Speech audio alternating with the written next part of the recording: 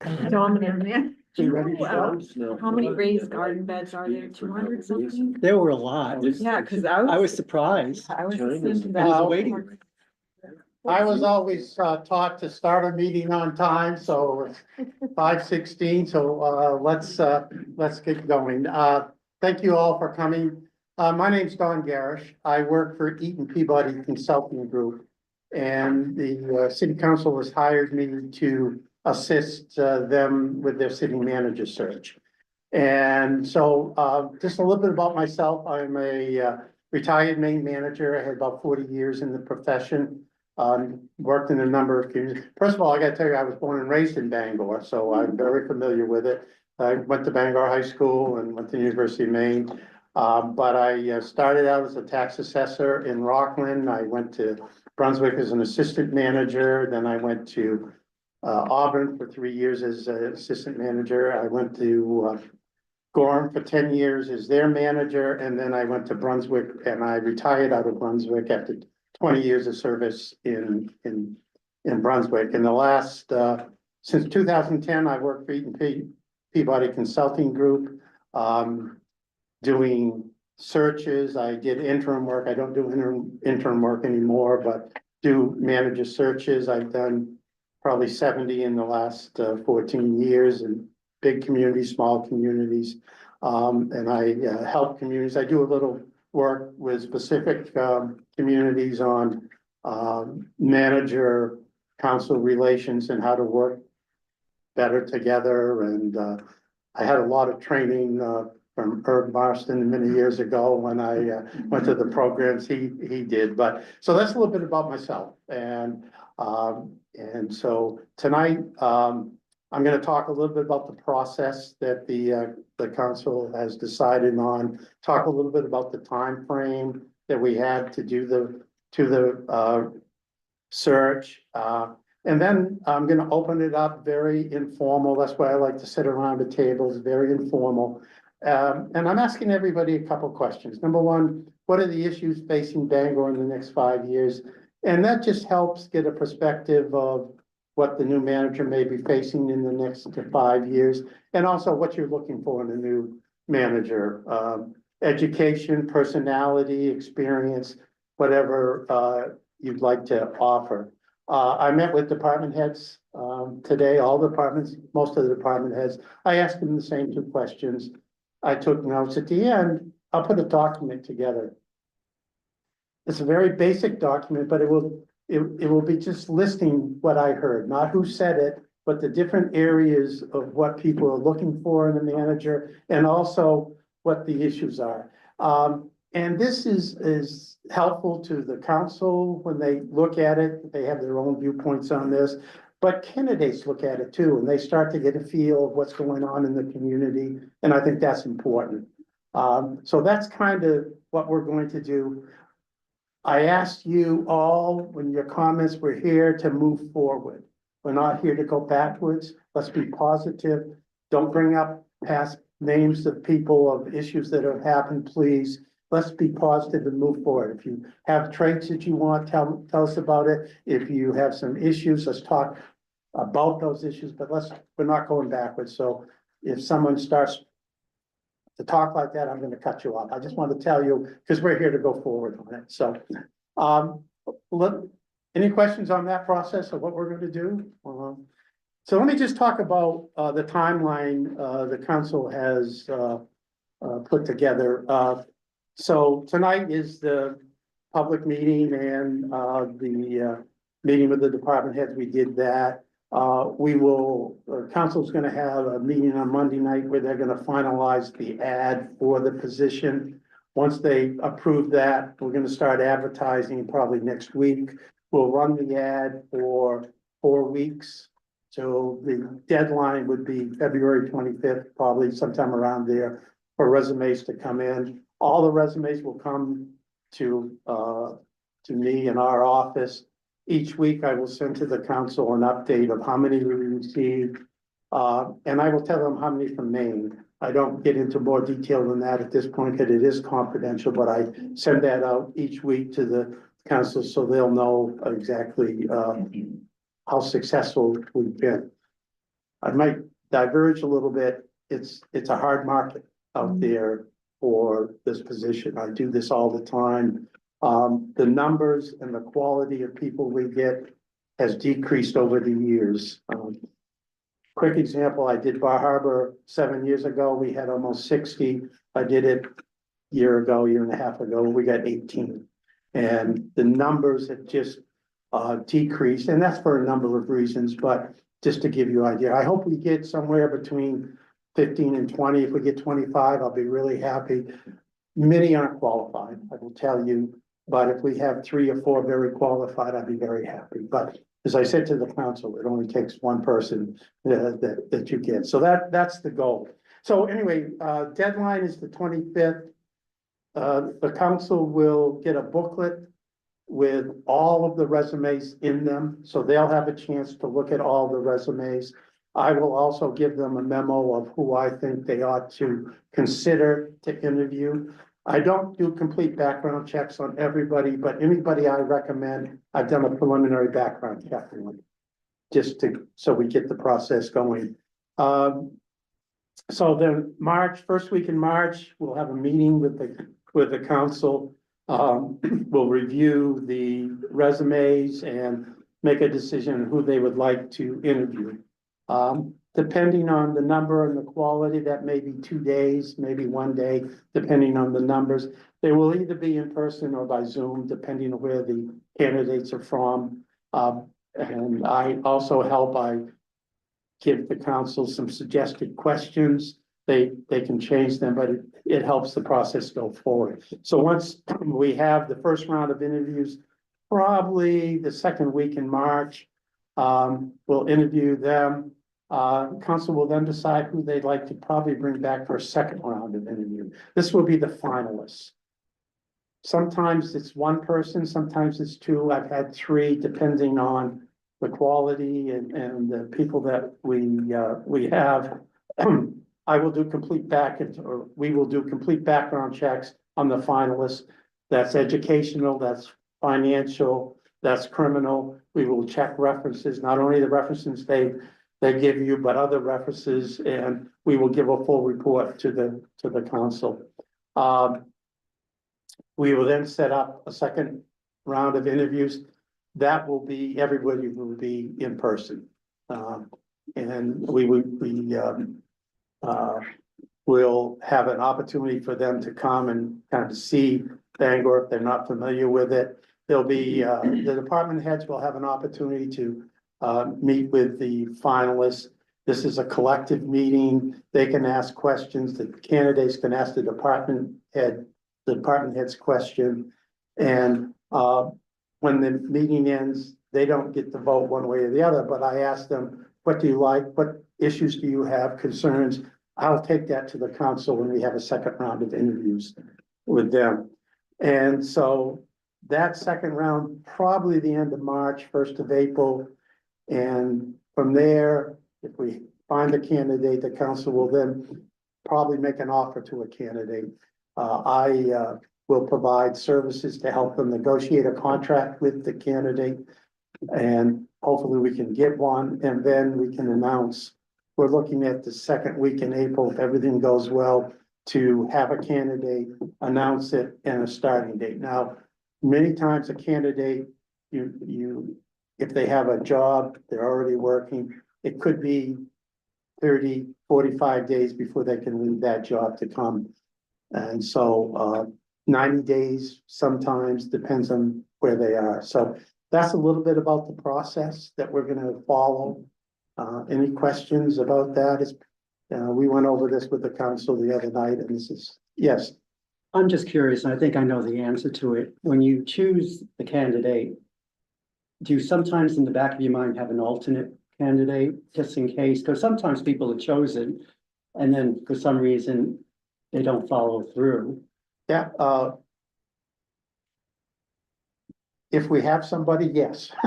It depends on who who the candidates are, and in the final decision, the council, I always ask them if A doesn't take the job, is B okay? And sometimes it is, sometimes it isn't. It has happened, that you have to go out again. You Mhm. might not find the right candidate. And it's important that, in my opinion, and with the council, that they don't make a decision because they need to make one. It's for the right person. And if they have to wait, we go back out, we do that. My fee for doing this is a flat fee. And I'm here, and if it takes 2 times, I've had a couple communities, we've been out 3 times, my fee doesn't change. There's extra cost for expenses, but my fee doesn't change for doing that. But it depends on the quality and the persons. Over what period of time? Because Holton, I think, recently had their manager leave after like 6 or 8 months or whatever the time frame was. Would that include, like, say, within a year's time, if a candidate left for some reason, would the fee cover? Another If I, search. usually if they don't stay a year, we can negotiate doing another, probably at a lesser rate, but, and it depends why the person leaves. I mean, you know, sometimes, the life of a manager today is 3 to 5 years, if you look at what's going on in the world. So anyway, that's our process, okay? And, that's the way we're gonna, go from here. So this again is just 2 questions. What are the issues and what are you looking for in a manager? And give everybody a chance to speak once. If then you want to speak again, that's fine. Again, let's be positive, let's move forward. And so very informal, and whoever wants to start, we're here to listen, and I'm here to take notes. And so who wants to start? Don't be bashful. Yes, sir, go right ahead. Can you introduce yourself? Sure, Mike Farrell, and I live in Bangor, 15th Street. So what I think is important in a manager is somebody that's a critical thinker, that can think on their feet. Somebody that's, you know, pro-family, pro-business, because Bangor definitely needs more business. And once you get the business coming in, then of course, you know, housing will fall into place, and that would be an awesome thing. The other thing a manager needs to look at is the amount of crime and drugs and homelessness that the city is having right now, and that's very important. They need to be able to deal with that quickly and effectively and take care of that problem. So, Good, thank you. yes, sir. All right, who's next? I'll do it. Yes, sir. My name's Steve Sleeper. I live on Silver Road here in Bangor. I grew up on the corner of Lincoln Street and Webster Avenue. Oh, Just so there you you know go. where I used to live in Bangor. So I I know where see that Silver there Road are is. 2 things that are really going to be challenging. And the first thing is that the amount of federal money coming into the city is going to drop a lot. And the other thing that's going to affect all of us is the change in technology. That you've got artificial intelligence really roaring its head and coming in, and we're gonna, it's a changed world with all this new technology. And you're probably gonna need a younger person. Clarify younger. Well, no, you know what I mean? I mean, it's going to be a radical change in technology and how you use the technology and how government's gonna interact with people. It's a whole new world coming. And so we're gonna have to have somebody who's going to be comfortable with that technology so we can integrate it into how the city operates.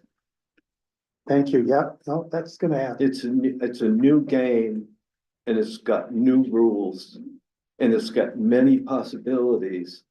And you can't be playing the old game. You'll just get left behind. Thank you. Who else? Yes, go ahead.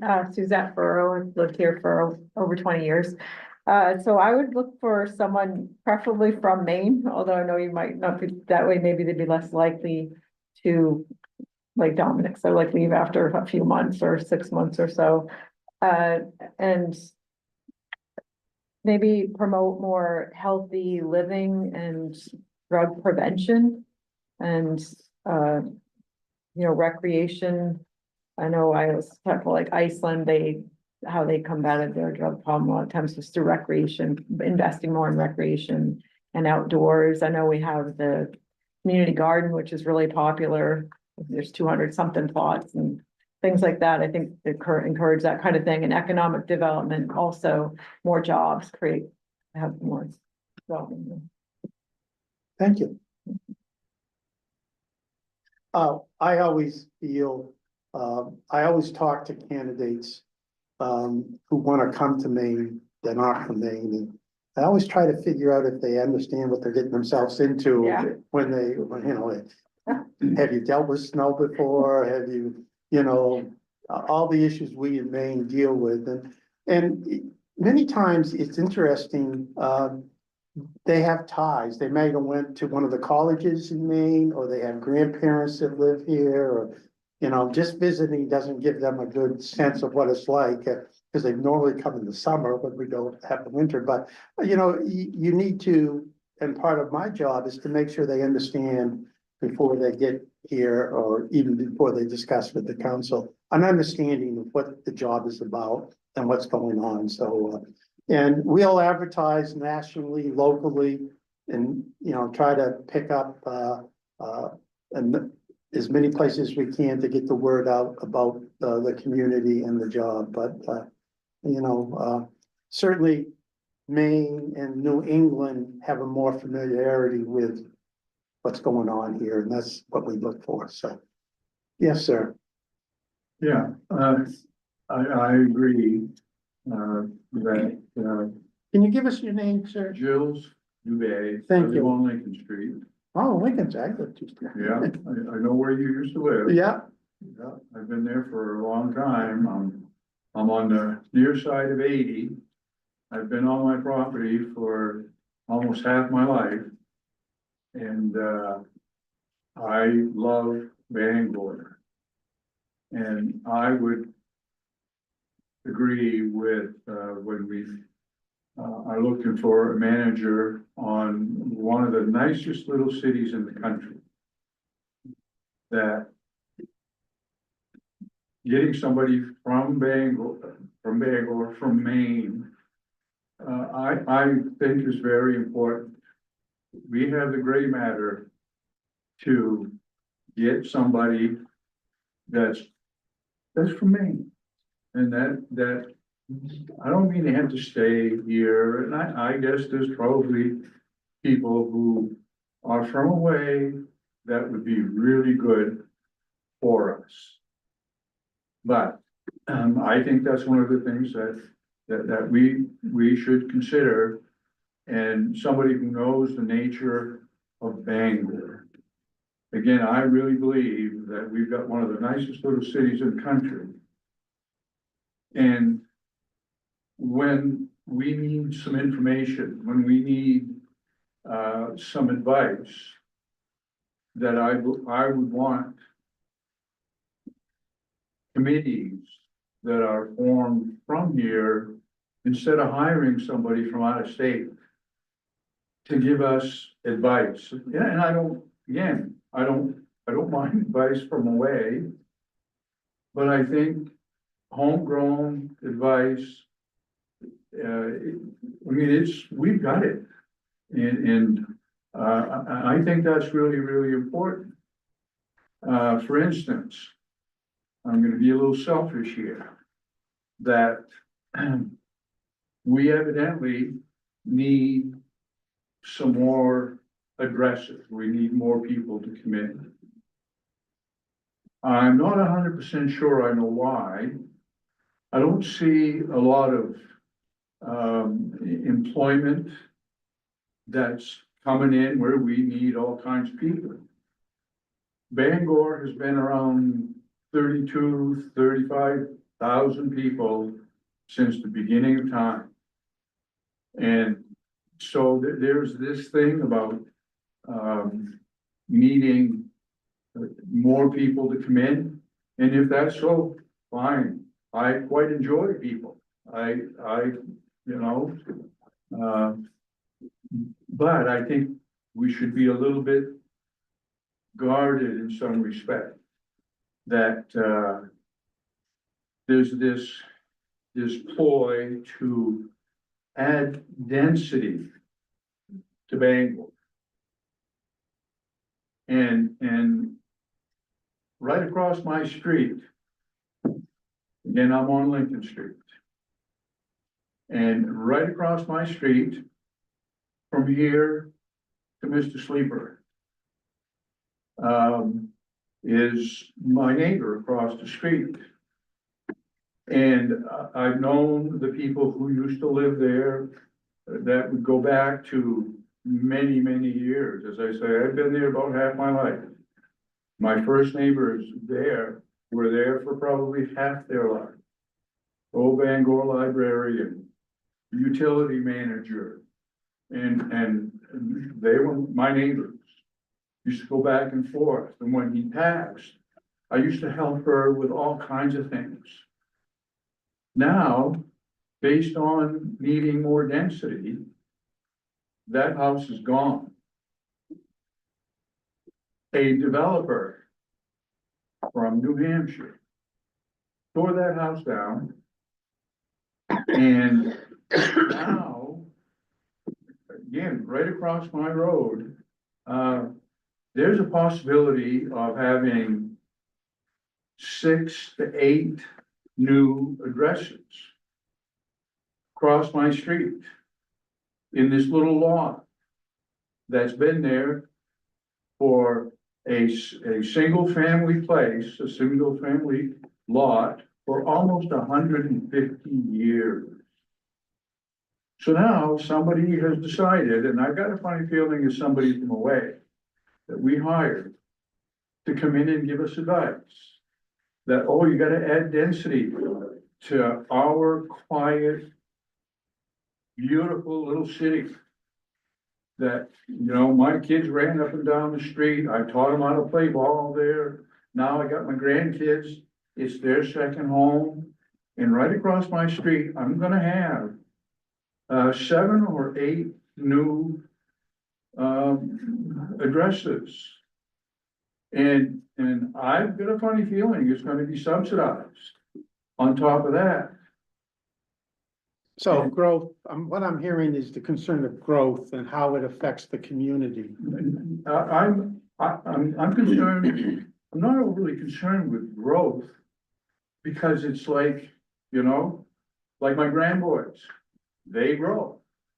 There are changes, but it's gotta be an intelligent growth.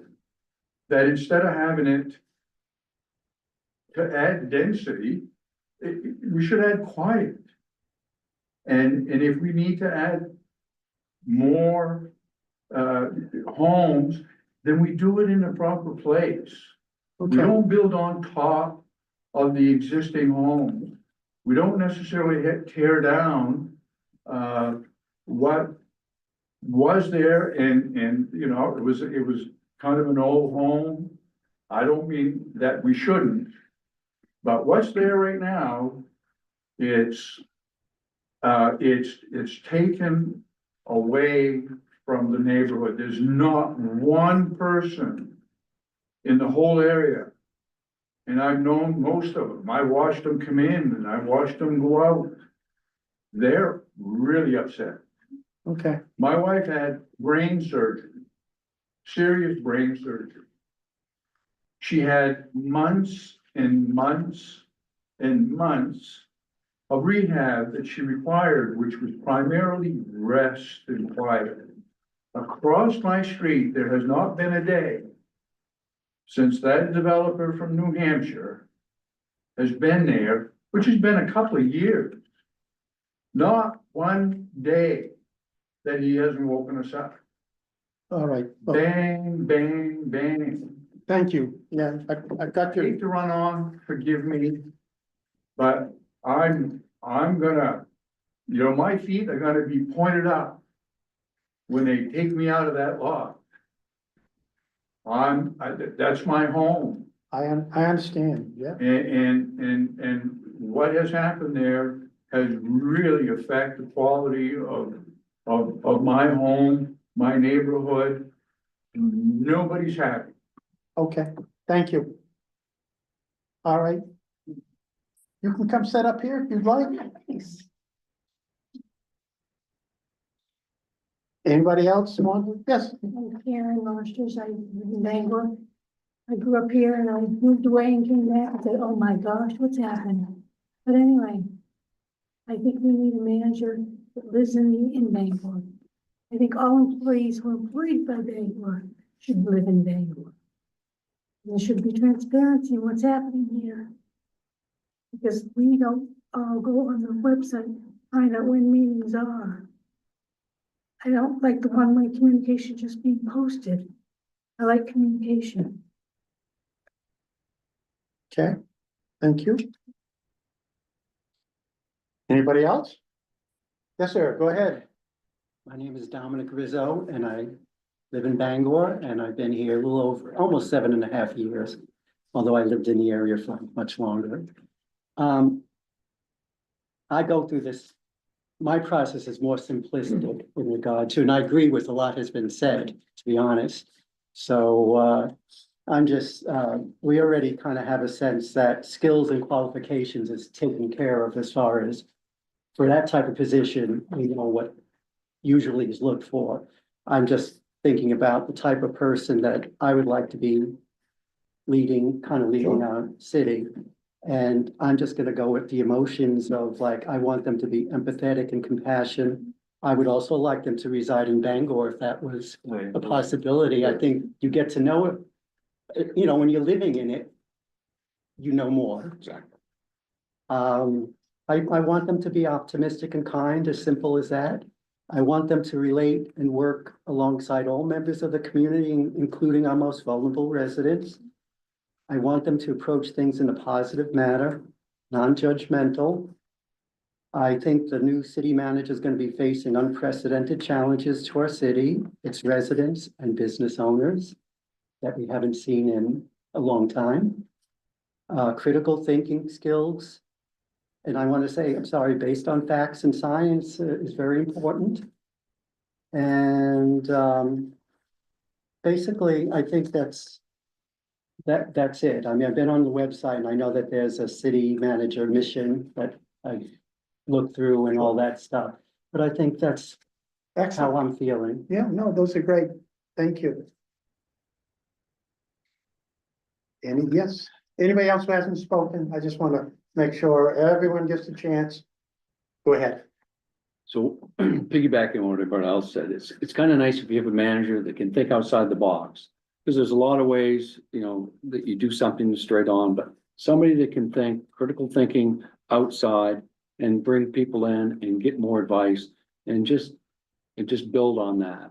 Like, for example, businesses, you know, big box stores, yeah, they're nice. They have a lot of stuff, but it also would be nice if we had more mom and pop small stores in the community, you know, family oriented type of stuff like that.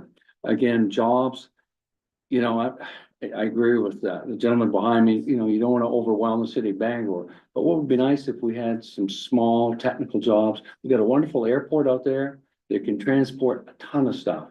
So even if it's in surrounding communities, there's a lot of tech out there that could be brought to Bangor, which would bring in people with, you know, the expertise, and it would enhance the housing, single families, building construction, and it would bring more money into the city. So that would be kind of nice looking stuff like that. And like my wife said, what would be nice is if the Parks and Recreations, these community parks, you know, if the Parks and Recreation did more with them so that, you know, the kids would have something to do. You couldn't ask me, I would tell you what my idea is things to do, but the kids would really need to drive a lot of this. And hey, maybe another skateboard park. Hey, maybe another ice skating ring in the winter. Maybe hard surface for rollerblading in the summer.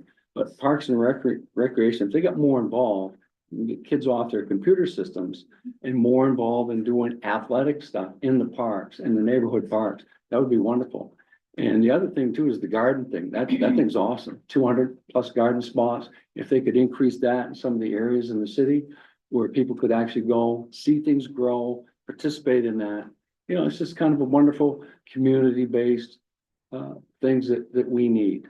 So thank you very Thank you. much. Yes, Yeah. sir. I know. I Yes. already spoke. That's all right. I'd speak again, Suzette. Like the gentleman said behind me too, I think to maintain single-family housing districts, I know this is coming from the state level about, but I think you really have to maintain single-family housing districts too. I know there's a big push for multi-unit. But, a lot of times it's a family's dream, you're married, you have kids, you live in a single family, that neighborhood community. And you've got a neighborhood school or whatever, but it's just a nice sense of community, I think that a lot of people don't want to lose. Thank you. Yeah. Dan, do you want to speak? or- Just from what Suzette was saying, I can tell you, I came from a large city where it was just one walled in apartment complex on next to the next, and it was endless. And it brought nothing but crime and violence. Mhm. Mhm. Yeah. So, yes, I prefer the single family dwelling unit. Okay. Because when you corner a bunch of rats, they're gonna eat each other eventually. Yes, What was the question? Since I came late, I'm sorry. I've asked two questions for everybody. One, what do you think the issues are facing Bangor in the next 5 years? Just to get a perspective, and what you're looking for in a new city manager, education, personality. You talked about personality more, but those type of things. So those are the two questions I've asked, and I've asked everyone to be positive. Let's move forward. We're not going backwards. So that's So my name is Kate Dickerson. I live here in Bangor, and I also work at the Maine Discovery Museum. I'm the executive director there. I think most critically, we need to have someone who has a vision for the area, and the challenge is that we have both, not just for our area, but for the whole state. We need to have someone who is engaged and understands the value of education in every form that takes, whether that's in a classroom or outside of a classroom. I think having city leadership who understands the value and the importance of a really strong set of cultural organizations and the support that they need. Everybody mentions homeowners and businesses, and the great missing piece of that are the nonprofits, whether it's cultural or services or otherwise, and we are struggling. And that is statewide, and that is something that most city leaders I talk to understand, but there's not an acknowledgement of what can be done across the board to even that out. I think the number of organizations, both service-wide and cultural, if we closed up shop today, it would really devastate the community and the state. And I think there needs to be a larger recognition that it's three prongs. You have citizens, you have businesses, and you have service organizations, however you define that. And I think we need to have someone who's got a vision for how we move forward. And to be totally blunt, really put Bangor on the map for Maine. We are in the middle of the state. Anybody in the state can get to us for a day. And we have a lot to offer here, and we do not talk about it. We're the educational hub for the state. We don't talk about that. We have now been named a tech hub for forestry with UMaine. We don't talk about that. I think we need to talk about what we bring to the table. Thank you. Very good. I hate to go, but I have to go. Thank you. We have to keep Maine, Maine. We have to keep Bangor, Bangor. We have, as was just said, and as we all know, we've got colleges, got the University of Maine, we got technical schools, and you know, a lot of us have gone through the schools here and through the colleges and so on. And if we let our graduates know that their kids can get on their bikes and go see other kids down the street, that they're not gonna get run over, that in the city, and I'm in the city, I want to be in the city. I could have lived any place on the planet, but I'm from here. I am here. And so these kids who are graduating from our schools, I think they want the same thing that even a person like me, age-wise, wanted. Like my grandboys, they're up here now, but I used to change their diapers. And I want them to stay, and I think they're gonna, because I've nurtured them. Their mother's from here. She nurtures them, her husband, and they don't wanna be here. And if we make it so, that we've got everything here. And we don't need a whole bunch of density. We can have those people, anybody, we can have all kinds of people, we can have all kinds of people who are from away, that's fine. And I have no problem. But make it so it stays Bangor, make it so it stays Maine. Make it again so the kids can bike from one neighborhood to the next. And I think we're gonna have whatever growth naturally occurs. I mean, this is the best little city, as far as I'm concerned, in the country. So, Well, thank you. Thank you. thank you, forgive Yes. my babble, but. All right, good night. Good night.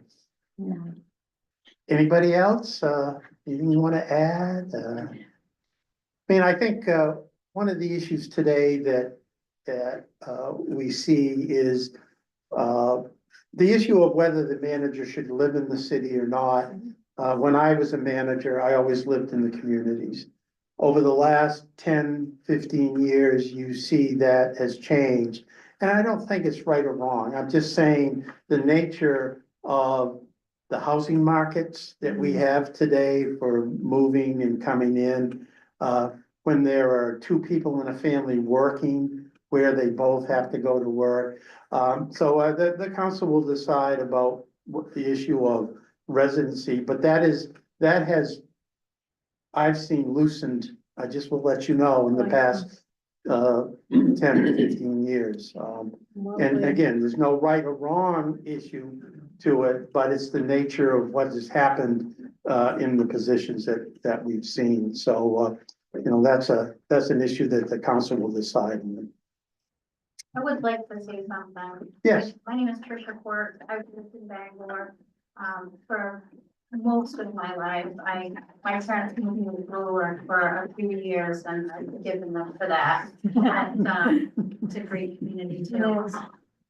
So what I feel we need with the city manager is in our current city manager has done, you know, the best job. I think that she, you know, she's done a good job. So, but I feel like we need a city manager that is balanced with business. And, you know, that is business oriented and, with, you know, the citizens, I guess.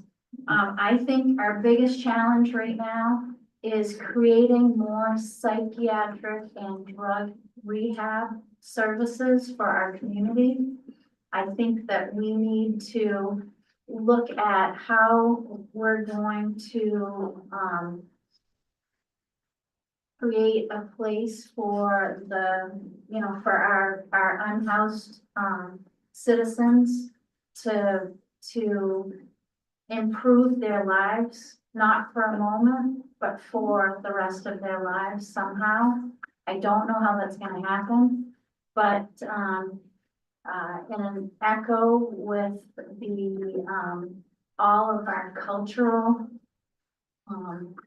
availability in Bangor, which is great. We need businesses that are going to be able to support those cultural, services that we have. Because if we don't have businesses, the Bangor Symphony is not going to survive because they're not gonna have the support they need.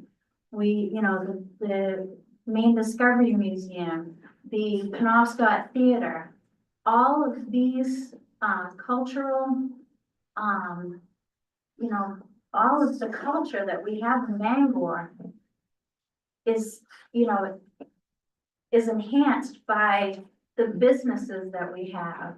You know, the donations that go out to these, you know, to these nonprofits. Doesn't matter if it's the, you know, it's the millions of dollars that the Weber family gives the hospitals or the universities. It's all of this money is being, you know, is being shared with the community. You know, especially with the, you know, with the businesses, you know, whether it's Quirk Auto or Darlings or Cross Insurance or, you know, all of the big ones that are here now supporting our community. We cannot survive, you know, with council and with a city manager that doesn't support business. Thank you. Anybody else on Zoom? Okay. One person.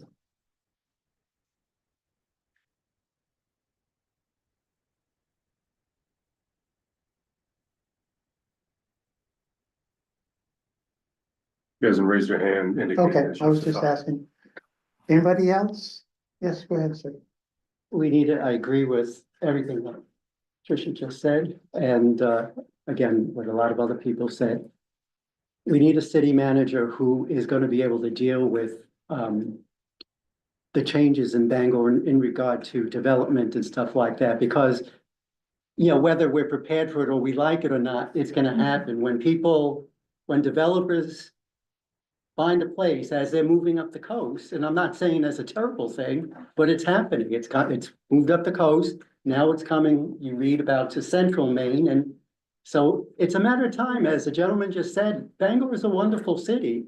It really is. I like looking at other websites of cities, and I say, you know, Bangor is better than that, you know, I mean, but so development is coming, and we need a manager who's going to be able to at least dealing with the different committees like planning board and all that stuff. I think we're doing the best we can. We're taking precaution in regard, but we need someone to take that and then move forward. Thank you. Yes, sir. One issue Karen brought up about the manager living in the city, I firmly believe that should be a high priority. I'm a retired military officer, and I've lived all over, and I never really cared what happened in the city because I was only gonna be there for a temporary period of time. I worked in Augusta, down at the VA for 14 years. Never really cared what was happening in Augusta, but I did care what was happening in Bangor. So I think it's important that the city manager lives here because they can just see day to day what's going on. And it affects them directly if you live in the area. So I just hope that that's a serious consideration that they, you know, I don't know if they can mandate it that they live in the city, but I think that's very, very important. Many of the places for advertisements say, it's desired to live in the community. Some have said you have to live, well, in the charter, like in Augusta, the charter says you have to live in Augusta. It's right in the charter. Your charter does not say that, but the council will make the decision. The issue that you run into, and it depends, if someone was a great fit but lived in Brewer, do they need to move to Bangor if they're the right person? I'm not saying, and that happens once in a while. People don't apply we have to be honest with the candidates and let them know if it's gonna be that you have to live here, we'll put it in the ad and they'll know that. Yeah. But I'll give you an example. I did South Portland 9 years ago. The council had the option and they said, we want the candidate to live in South Portland. We went through the process. He got 0 applications from anybody in Maine. Now, that may not have, I'm just letting you know, we didn't hire anybody. We went out again. I spoke to the council. They said, okay, we'll put in, it's desired. We had 7 from Maine, 4 finalists and hired somebody from Maine. That's just an example that happened. I'm not saying that would happen here, but that just limits sometimes the field of applicants. That's all I want to say. Yep. The council will make that decision. Anything else anybody might have? We don't have to stay late. I'll stay as long as you want to talk. I appreciate you all coming out. This is an important part of being part of the community, hiring your managers or administrators. It's important because, I was saying to the reporter today, it's important though to understand that the manager can influence decisions, but ultimately the decision is made by the elected officials. And so when people say they want them to do this or that they can influence, they can suggest, they can recommend, but in the end, it's your elected officials who will make the final decision. And I'm not saying you can't influence it, you can by what you do, but I just want to make sure it's clear to everybody that ultimately your 9 elected officials will make that decision. So, anybody else? I'm gonna finish with a story. Oh, go ahead, Irv. Well, I was just gonna say, we're lucky to have Don here from my point of view. It's been 45 years close to 50 years since I've seen him. He was a bright young candidate for a manager job coming out of the public management program that I was working in at the time. And we should take the option, if you have questions about managers and the kinds of managers. He's had some great experience in some really nice towns and cities in Maine, and cities that have changed a lot over the years. We think about Brunswick, we think about Auburn. There's some great history and some great changes that have taken place in a lot of those places. They've had some great managers as well. A long succession of managers in most of the communities that you served in. Change is inevitable and healthy. You can make it healthy. And I just leave that because I was sitting here thinking about, is Bangor an area that's aging? And are there issues related to being more city friendly to seniors? I came to this area in 1960 and lived in Brewer and brought up 4 children in Brewer. Served on the city council, planning board. Had a great experience in Brewer. We moved from there to Glenburn and left Glenburn for personal health reasons.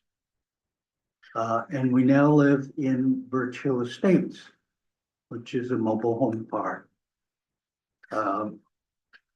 which accomplished a downsizing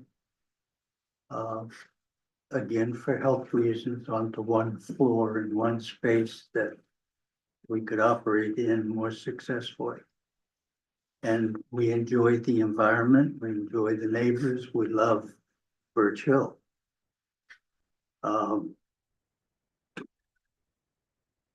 I am a businessman. I have been a businessman. I've since turned my business over to the next generation, who were people that had worked for me for 35 years in the same business and helped me become successful in that business. And they are now continuing on with a successful business themselves. And I'm glad to see that.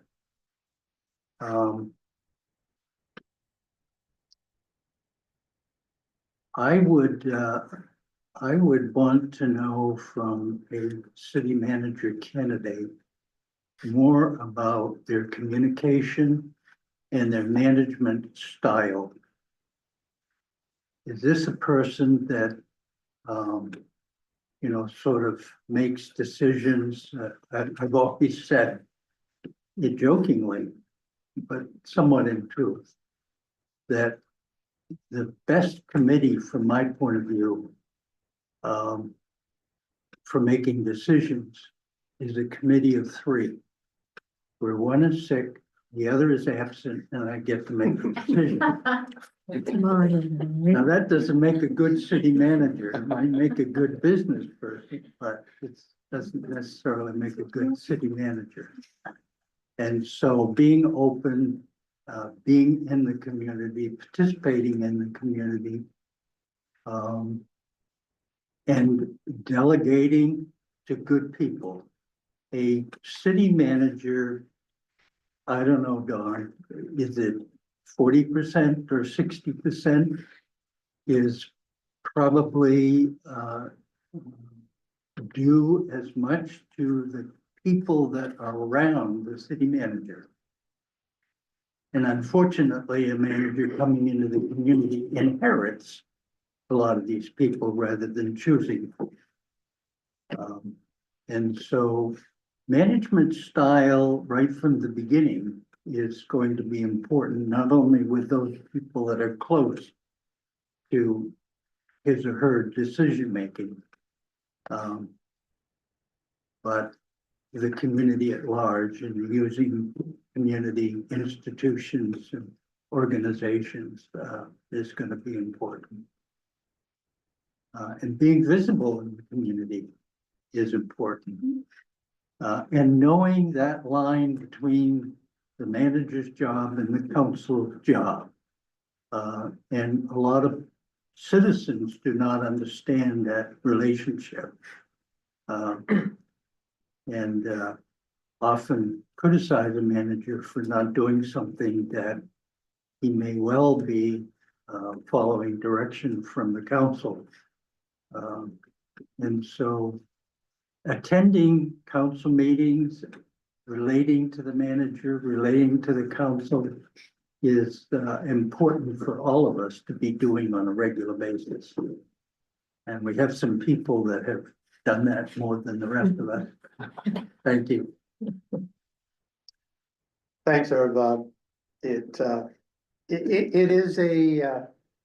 is a profession that can be rewarding, and it's where it happens. Local governments, where it happens, people can feel and touch what's going on. They can come to a meeting like this, have some input, and you get satisfaction from accomplishing, from seeing things and seeing things through, and being able to see an issue that starts here and you get it taken care of over time. There's, I was telling somebody, my wife calls me a municipal junkie. I'm 75 years old, I've retired, but I love this profession, and I think it offers something to the communities to see that it's done right and provides. And it's tough, it's not easy job, and that's why I do it. I continue to do it, is to help communities pick the right person. And it's not, and I think I've said, it's not the person that has the most education, or you want them to have certain criteria, but it's got to fit your community. The person you hire has got to fit in to your community and be part of the community.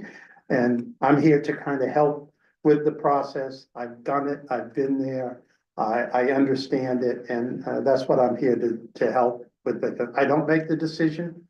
It's left up to the 9 councils, just like a city manager doesn't make the decision, the elected officials would, but I'm here to assist them to do that. So anything else? One Anybody? other thing, Huh? one other thing. Dawn was honored as president of the International City Management Association. City managers from all over the country have a national organization. And Dawn served with, you say, 1990? I was on the board, and then I became president in 1998. Yeah, it was probably the highlight of my career. ICMA is an organization of 12 to 14,000. It's not just in the United States, it's throughout the world, and I was privileged enough to be on their executive board and got elected president, and it was an opportunity to travel. I traveled to the United States and in talking to different communities, how they did things, and it was really a highlight, so I really was honored to be able to do that. So And, thank you for that experience and bringing it to this city. well, Bangor has a special place for me. I mean, I was born and raised here and played Little League here and went to Bangor High School and I tell everyone, you probably don't want to hear this, but I played basketball for Bangor High School, and my senior year, we set a record for Bangor High School that's never been broken since. What year did you graduate? Can I ask? But What year were you graduate? 1968.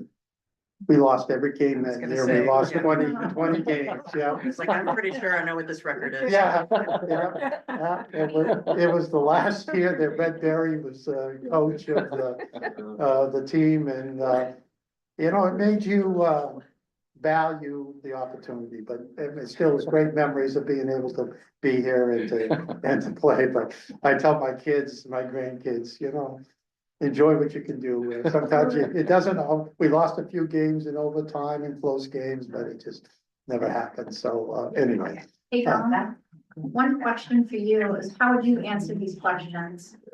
If we turn them back on you, what do you see as Bangor's biggest challenge, and what would you want to see in a city manager? Well, I think, from what I heard today and talking to the council, I think you want someone that is seasoned, that has some experience. You don't want someone who's No. new to the profession. You need somebody that has a vision, that can bring everybody together, that can communicate, that can continue the building a team here that's making good decisions and moving forward. You don't want to micromanage. You want someone that trusts their department heads. You want someone who makes sure there's a line, as Irv says, between the council, the manager, and your employees. Because your department heads and employees can have one boss, and that's the manager. Manager works for the council. So you need to make sure it's clear lines of communication. Today, you have to have somebody who can get out and meet the public, can be out there, and has a backbone that can be able to take the criticism and the concerns. And I think the other issue is today is a changing society out there. People coming to work have different expectations than you did in the past in terms of how they want to work. I'll give you an example. Lewiston and Waterville just went to 4-day work weeks. Now, some people didn't like that, but if you're gonna be able to hire good people today and have them, you want good people here, because that's what makes your organization work. You need to think about the benefits, and I know there's some concern that public can't come in, but if you don't have good people here, then it's not gonna work. You have to pay your people well. If anything that I've done the last 10 years, every place I've been, you have to look at your pay scales. I'm sorry, you want good people, you have to pay for them. And you have to think about your benefits and everything. So you need that. And you need to be able to be transparent. Transparency is a big issue today, as best you can. Sometimes you can't. But I think you need somebody that is going to bring Bangor forward. You can't stagnate. Today, you got to bring forward, you got to bring ideas. You need to think about what you're going to do. So, we had that perfect person that we could get it, but you're not going to get everything in everybody. But you look for those traits. And my goal is to help the council kind of review that and look at it. So those are my thoughts. And I've done this a long time, and we've been pretty successful. Sometimes it takes us a little while, but in the end, I think always you'll find the right person. So that's just my thoughts. And I'll continue. I continue. And the other thing that helps me is listening to you and to the department heads. I can have frank decisions with candidates so they know what they're getting themselves into. Because the other part of that is you want it to be successful. So you want to make sure everybody understands what the issues are and what's going forward. And that's as important too. So quick note about that. So I was gonna tell you a story, it's, if, unless anybody else has any. Yeah, go ahead, Rick. One major change that I see coming possibly is a change to downtown. Major change to the way in which traffic moves, the way in which traffic integrates with bicycles, traffic lights, etc. Some of the sketches that I've seen just quickly are meant to speed up and accommodate a lot of traffic going through downtown. My first reaction to that, sort of like change is inevitable. On the other hand, I began to think about how many bicycles I've seen downtown. Ever, even in good weather. And so those are being done in conjunction with the state. There are all kinds of renditions of those that the one meeting I went to was very low attended.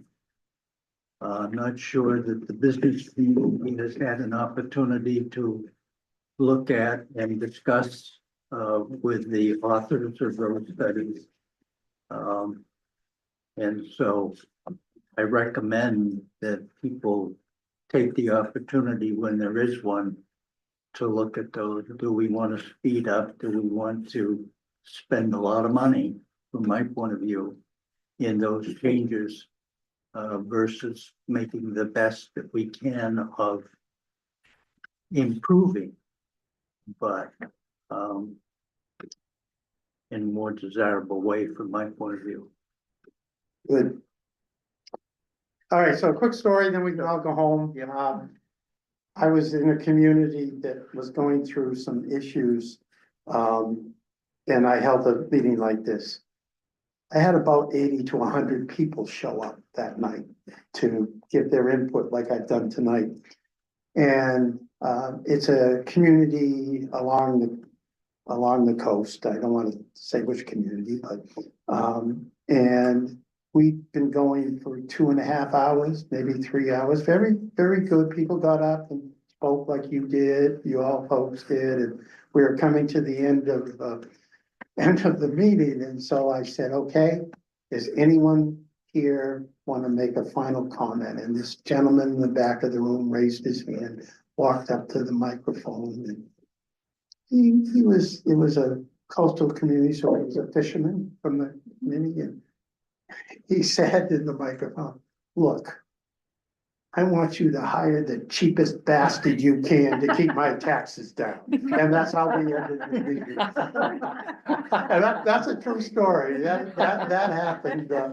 So I thanked him and I wrote it down as one of the things. So, and you know, I mean, it's that opportunity that people have. And again, my email is on the notice. If anybody at home or anybody wants to send me their comments, there's an email there. They come to me. I would say if you're going to do it, get it to me pretty soon because I want to finalize this between now and Monday. So I thank you all for coming out. You know, it's beneficial and take time to do that, and I appreciate it. So thank you very much. Thank you. Those at home watching.